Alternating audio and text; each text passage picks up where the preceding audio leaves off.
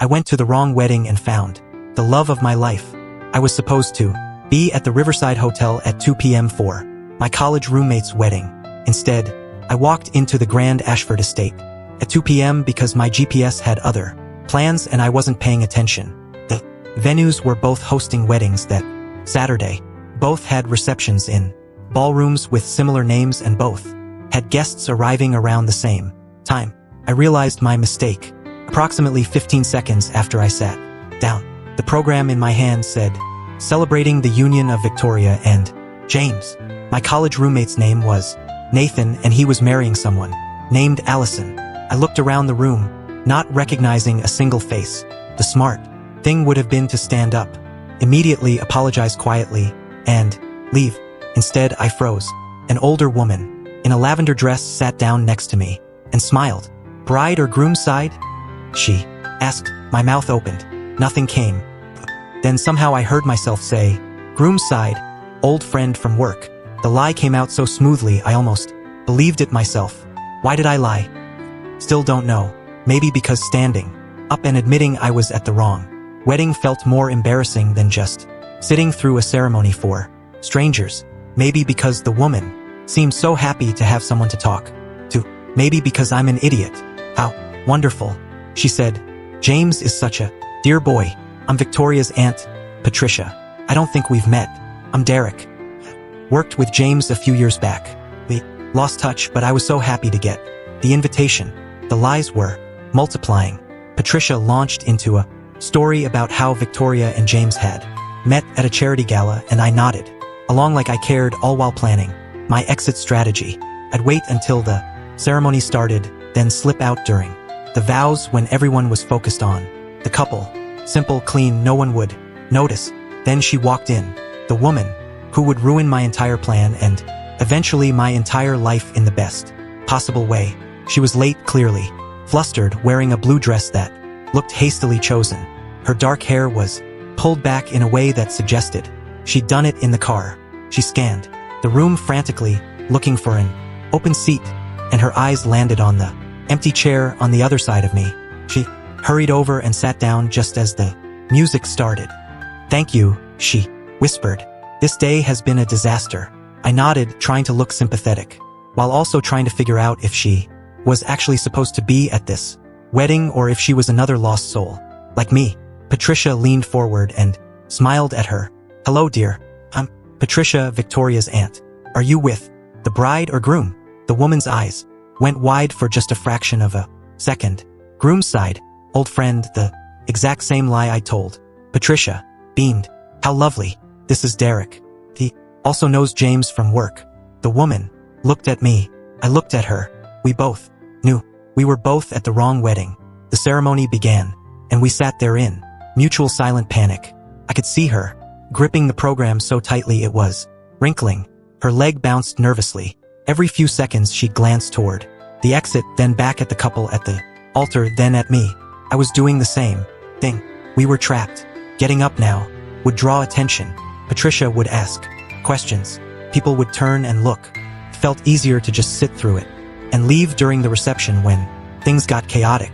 Except the ceremony was beautiful, despite being for two complete strangers. Despite the absurdity of the situation, it was genuinely moving. Victoria cried during her vows. James' voice cracked when he said, "I do."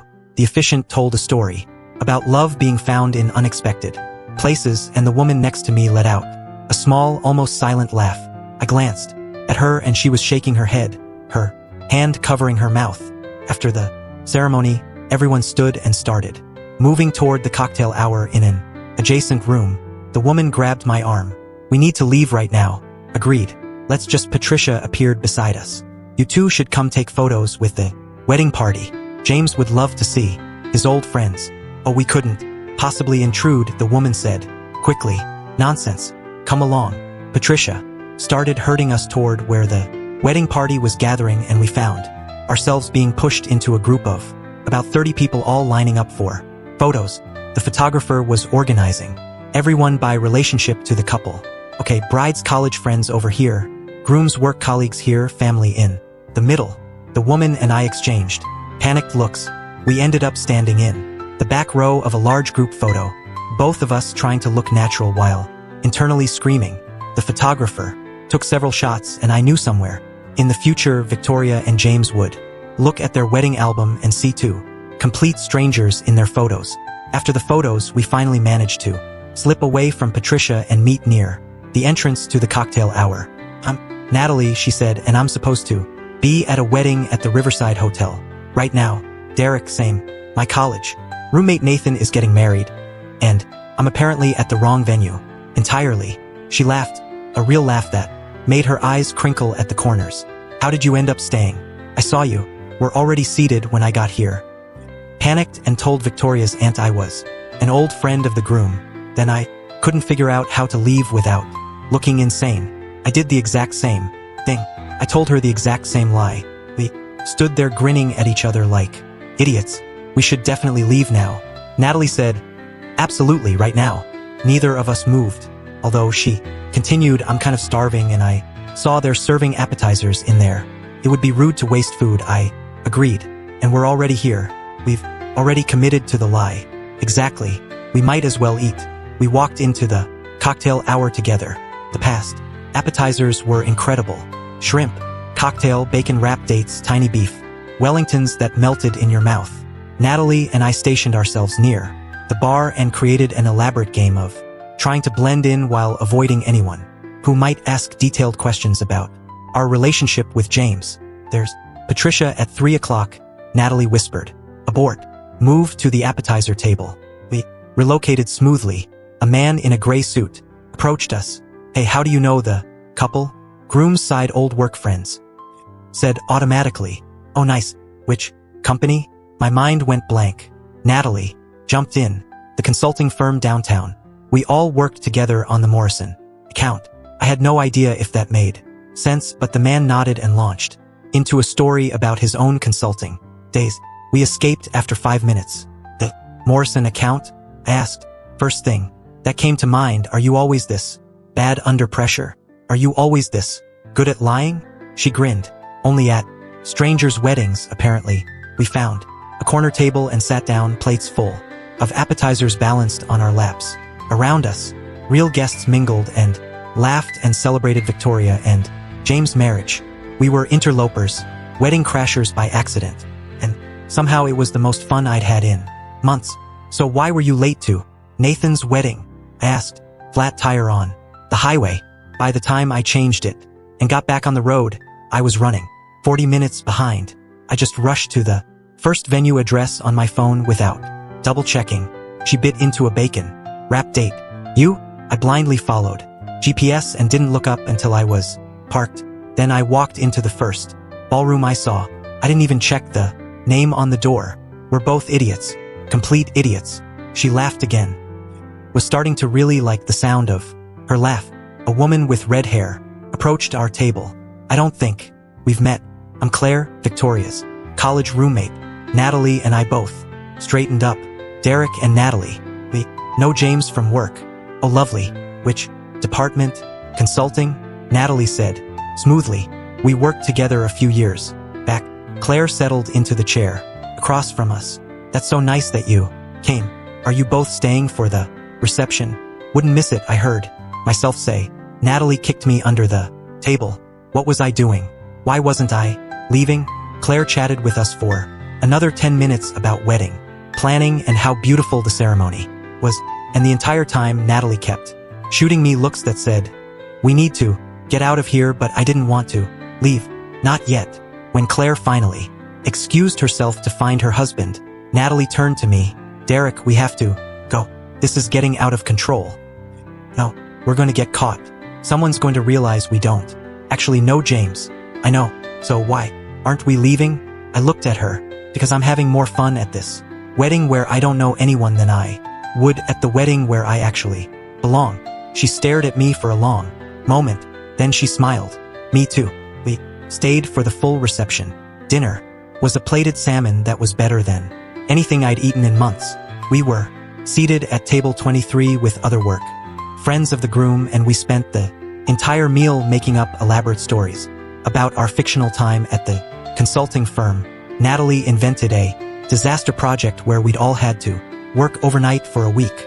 I added a story about James spilling coffee on a client during a presentation. The other people at our table contributed their own real stories about James, and we nodded along like we remembered. When the dancing started, we retreated back to our corner table and watched. Victoria and James had their first dance to a song I didn't recognize. Her dress sparkled under the lights. Everyone looked so happy. They seem really in love, Natalie said. Yeah, they do. Do you think they'd be mad if they knew we were here? I thought about it. I think they'd probably laugh or be very confused. Maybe both. We should get them a gift to make up for crashing. Absolutely. What do you get people whose wedding you accidentally attended? Maybe a nice apology card. We sat in comfortable silence for a while, watching strangers celebrate. The DJ played upbeat music and people crowded the dance floor. Patricia danced past us with a man who was presumably her husband, and she waved enthusiastically. We waved back. This is insane, Natalie said. Completely insane. We're going to look back on this and not believe it actually happened. She turned to look at me. Are we terrible people? Probably, but like in a harmless way. We're harmless, terrible people. Exactly.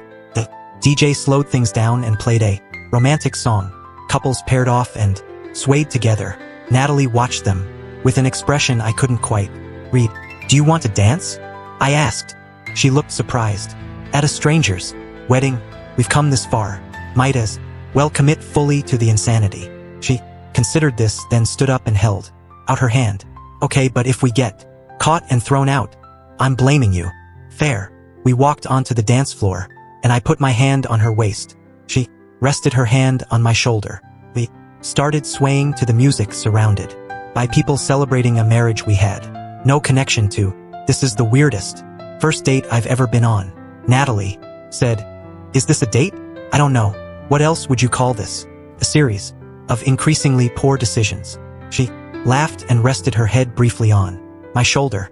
We danced through 2 slow songs before returning to our table. By 9 p.m. we'd been at the wrong wedding for 7 hours. I'd missed Nathan's entire wedding ceremony and reception. My phone had 6 missed calls from him, and a text that said, "Where are you?" Showed Natalie. She checked her own phone and grimaced. The bride at my wedding sent me a text asking if I'm okay. I feel horrible. We're the worst wedding guests in history. We didn't even go to the right weddings.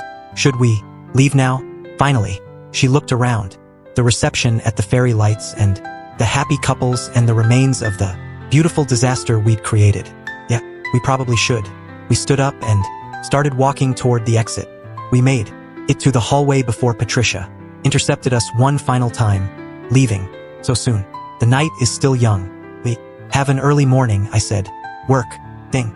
Patricia pulled both of us into unexpected hugs. It was so lovely meeting you both. James will be so glad you came. You make such a sweet couple. Oh, we're not, Natalie started. Just friends, I finished. Patricia winked, like she didn't believe us at all, then headed back into the reception. We escaped to the parking lot and stood under the night sky, both of us slightly dazed. So, Natalie said. So, I echoed. That happened. That definitely happened. We stood there awkwardly. The moment felt significant somehow, like we were supposed to exchange information or make plans or acknowledge that this bizarre experience had created some kind of connection between us. But we were still essentially strangers who'd spent 7 hours lying to everyone around us. Should probably get going, Natalie said. Try to come up with an excuse for why I missed my friend's wedding entirely. Yeah, same. Neither of us moved. Then, Natalie pulled out her phone. Can I get your number in case I need someone to corroborate my story about the flat tire? I gave her my number. She texted me immediately so I'd have hers. The text said, "Evidence we're both insane." I laughed. Drive safe, wedding crasher. You too. I watched her walk to her car, a silver sedan parked 3 rows away. She turned back once and waved back. Then she drove away and I stood in the parking lot of the Grand Ashford estate, having just spent 7 hours at a complete stranger's wedding with another complete stranger, and I couldn't stop smiling. I texted Nathan an apology. He called immediately. Dude, where were you? Everyone was asking about you. I had a flat tire. I'm so Sorry. I'll make it up to you. Are you okay? You sound weird. I'm fine. Just tired. How was the wedding? Amazing. You missed everything. The ceremony was beautiful and the reception was incredible. And he kept talking, but I was only half listening. I was thinking about Natalie's laugh, about dancing at a stranger's wedding, about the insane series of decisions that had led to the best night I'd had in years. When I got home, I had a text from an unknown number. Did you survive Nathan's wrath? I saved Natalie's contact and responded, barely. You? I told my friend I had a family emergency. I'm going to hell. We're both going to hell. At least we'll know someone there. We texted back and forth for an hour, then 2 hours. Midnight, she sent, this is crazy, but I had more fun at the wrong wedding than I probably would have had at the right one. Same. We should probably never speak of this again. Probably, but maybe we could get coffee sometime at a place we're actually supposed to be. I stared at the text for a long moment. Yes, definitely. Yes. We met for coffee the next Saturday, then dinner the week after that, then a movie. Then somehow we were spending every weekend together, and she was meeting my friends and I was meeting hers. And Nathan found out I'd missed his wedding because I accidentally went to someone else's, and he thought it was the funniest thing he'd ever heard. 3 months after the wrong wedding, Natalie told me she'd tracked down Victoria and James on social media. I found their registry and sent them a gift, a nice set of wine glasses with an anonymous note, apologizing for crashing their wedding. Did they respond? Victoria messaged me, asking how we got their information and what we meant by crashing. I had to explain the whole story. What did she say? Natalie pulled up the messages and showed me. Victoria had responded, this is the best wedding crasher story I've ever heard. You're both invited to our first anniversary party. I laughed. Are we going? Obviously, we have to. 6 months after the wrong wedding, Natalie and I were at a restaurant celebrating my birthday when she looked at me across the table with an expression I'd learned to recognize. It was the same look she'd had when we were dancing at Victoria and James's reception. What? I asked. Been thinking about something dangerous. She kicked me gently under the table. I'm being serious. Okay, what have you been thinking about? She took a breath. Do you believe in fate?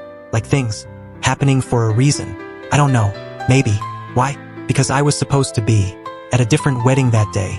You were supposed to be at a different wedding. We both made the same mistake at the same time and ended up in the same place. And I don't think that was an accident. I reached across the table and took her hand. You think the universe wanted us to crash a stranger's wedding together? I think the universe wanted us to meet, and it had to get creative because we're both apparently too oblivious to meet the normal way. Squeezed her hand. So you're saying our relationship is built on a foundation of lies and wedding crashing? I'm saying our relationship is built on being in the right place at the wrong time. Can live with that. She smiled, and I remembered the first time I'd seen that smile when she'd sat down next to me at a wedding where neither of us belonged. 1 year after the wrong wedding, we actually did attend Victoria and James' anniversary party. They greeted us at the door with huge grins. The legendary wedding crashers. Victoria pulled us both into hugs. We've been dying to meet you properly. We're so sorry about last year, Natalie said. We didn't mean to. Are you kidding? You made our wedding memorable. Everyone laughed when we told them the story. James grinned. Plus, you're in our wedding album forever, immortalized as mysterious guests in the back row. We spent the evening with Victoria and James and their friends. And this time we didn't have to lie about how we knew anyone. We told the story of the wrong wedding over and each time people laughed like it was the most ridiculous thing they'd ever heard because it was ridiculous. The whole thing was absurd. At the end of the night, Victoria pulled me aside. Can I tell you something? Sure. The day of our wedding, I was so nervous. Kept thinking about, what if I was making a mistake? What if this wasn't right? What if I was supposed to be somewhere else? She looked across the room at James, who was laughing at something Natalie said. But then I saw all these people who came to celebrate with us, even 2 strangers who accidentally wandered in, and I realized that was a sign. Love isn't about being in the perfect place at the perfect time. It's about making any place the right place because you're there together. I followed her gaze to Natalie, who caught me looking and smiled. Yeah, I said, I think you're right. 2 years after the wrong wedding, I asked Natalie to marry me. We were at the Grand Ashford estate, standing in the parking lot where we'd said goodbye that first night. You're proposing in a parking lot? She asked, laughing and crying at the same time. I'm proposing at the place where we met. Technically, we met inside. We became real outside. This is where we stopped being wedding crashers and started being something else. She kissed me. Yes, obviously. Yes. But our wedding better not be at the Riverside Hotel, or I swear. Don't worry, I've triple-checked the venue. We got married the next spring. Nathan was my best man, and he spent the entire ceremony grinning because he'd gotten over me missing his wedding after I explained I'd been busy meeting my future wife. Victoria and James came as guests, and they brought our photo from their wedding album. They'd had it framed with a plaque that said, "The beginning." During my vows, I told the story of the wrong wedding. I told everyone how I'd walked into the wrong venue, sat in the wrong seat, and met exactly the right person. I told them about dancing with a stranger at a stranger's wedding, about 7 hours of beautiful chaos, about finding love in the most unexpected place. Natalie cried during her own vows. She talked about fate and wrong turns, and how sometimes the best things happen when your GPS fails and you're running late, and you panic and make terrible decisions that turn out to be the best decision you ever made. After the ceremony, at our reception at our wedding, we danced to the same song that had played at Victoria and James' wedding 2 years earlier. Do you ever think about what would have happened if one of us had left? Natalie asked if I'd stood up during the ceremony or you'd run out before sitting down every day, and I'm grateful we were both too awkward to make the smart choice. She laughed and rested her head on my shoulder, just like she had that first night. Me too. We danced surrounded by people who actually knew us, who were actually supposed to be there, celebrating a marriage that had started with a mistake and turned into the most right thing in my life. Later, someone asked us how we met. Natalie and I exchanged a look, and together we said, we went to the wrong wedding. Thanks for hanging out till the end. If you want more stories, make sure to subscribe and leave your comment below.